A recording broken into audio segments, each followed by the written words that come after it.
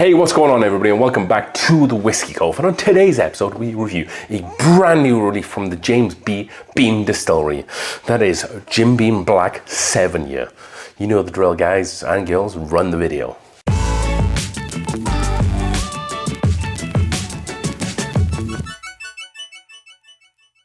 Alright then folks, thank you for joining us for another new and as always exciting episode here down in the Whiskey Cove. We just hit 6,000 subscribers not so long ago. Thank you for doing that there. We really appreciate every single one of you.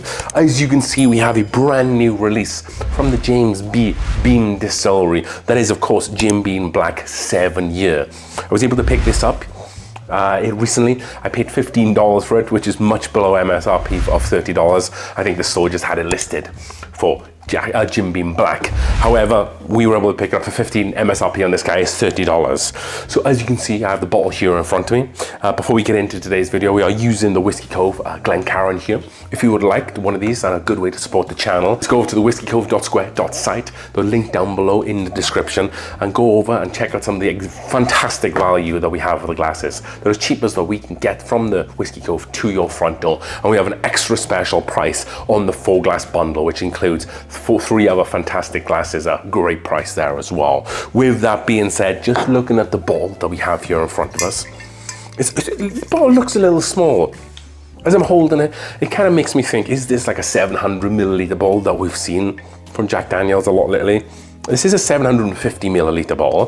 This is 45% ABV or 90 proof. This is the same bottle that they use for the Jim Beam single barrel, if you've seen that. I really do like the black and gold. I think that pops a lot. They have kind of like the Jim Beam emblem here on the front there.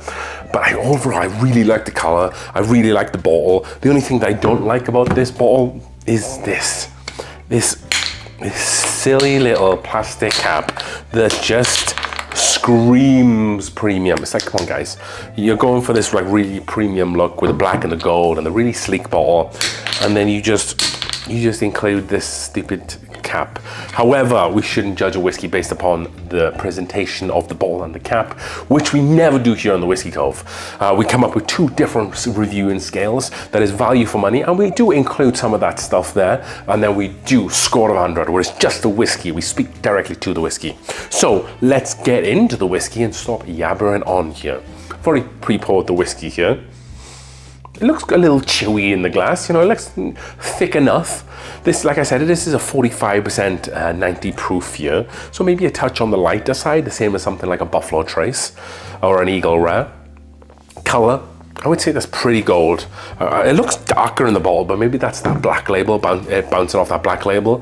It looks a little bit more straw, kind of golden here in the glass. Let's go in for a nose. A lot of sweet flavors straight off the bat there. Kind of has some of those classic kind of Evan Williams bottled and bond, like really like sugar cane, strawberry candy type sweetness. Some vanilla, maybe a touch of kind of a sawdust there as well, I think, like a nice fresh powdery sawdust.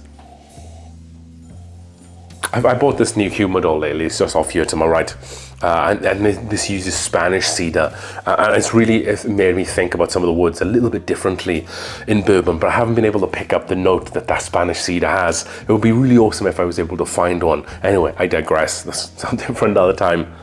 But it does have a little bit of a woody presence there as well. Maybe something similar to maybe like a Baker 7. The sweet has a little bit of a woody note there, but with Baker 7 I feel like it's a little bit spicy. I'm not really getting any spice notes here, whether that be rye or pepper or anything like that. This is more like quintessential bourbon, caramels, vanillas, a little bit of wood there. I don't hate it, and I don't love it. I think that it's very easy going so far on the nose. Not as complex as I would like, but heck, this is a $30 bottle of whiskey. Let's go in for a taste. This is Jim Beam Black 7-year. Okay, on that nose, I said I didn't really get any spice whatsoever.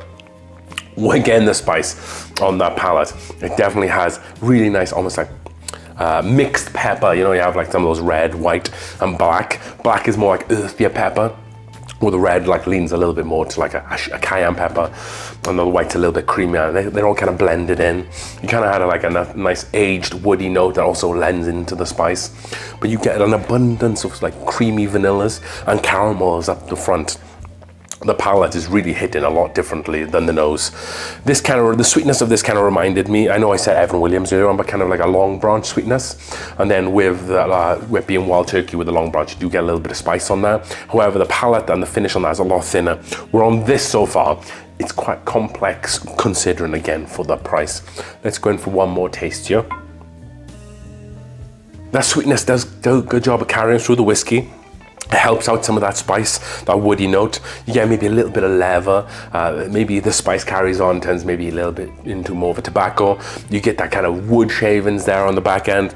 I'm pretty impressed with this on the palate, if that's not completely honest. For a $30 bottle of whiskey to have this level of complexity, I'm very happy with it. I have a big affinity to Jim Beam, and I haven't been able to find some Jim Beam, like this whole regular Jim Beam series that I like. I feel like it's always a little bit thin.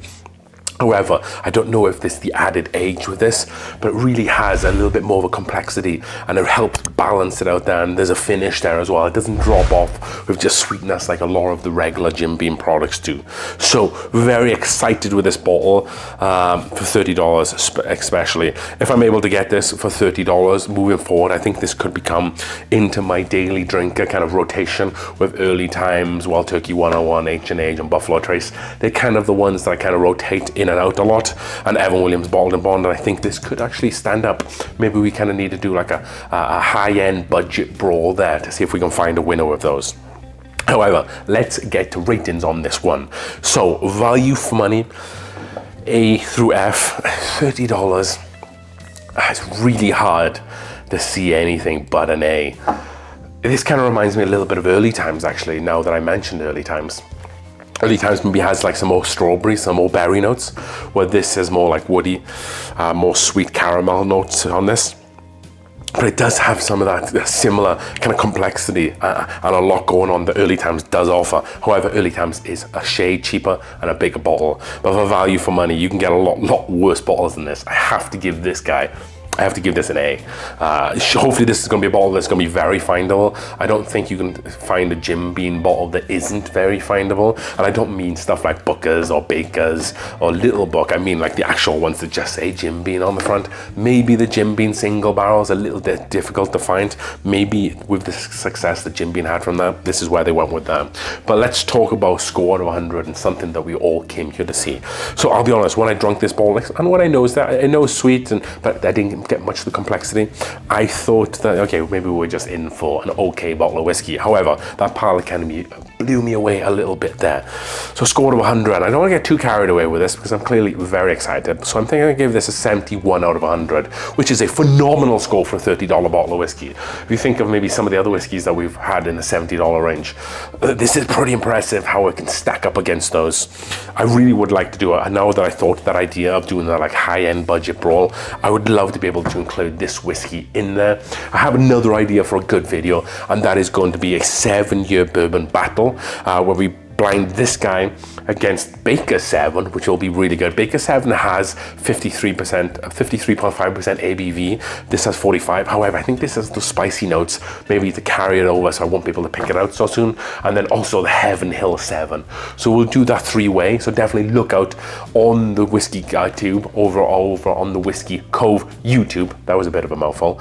And definitely go and check it out. The video might have already posted, but we're definitely going to do that soon. Heck, I'm going to probably do it after this video. Let's roll the video. Thank you so much for watching, and if you aren't already, consider the Patreon that we have here. We have a really awesome Patreon messenger group that we have going on. You can join for as little as $3. We also have some higher tier stuff as well that gets you access to some crazy and awesome kind of swag that we're able to offer here on the Whiskey Cove. So as we drink through the world's whiskies one glass at a time, thank you for joining us here. Jim Beam Black 7 year could be a new favorite here in the Whiskey Cove.